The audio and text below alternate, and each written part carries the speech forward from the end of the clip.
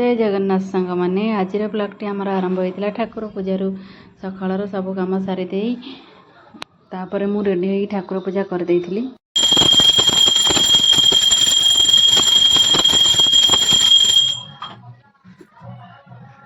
तापर आम टे जाइलु जिलार मोर शनि मंदिर देखु आम गाँव व्यू केते सुंदर देखा जाउची। कुहा जाए जे शनि होउचंदी कर्मर देवता। समय जेते खराब थाउ ना कहीं आम कर्म जदि भल थी भगवान से सब उद्धार करने आमको शक्ति और साहस दे था।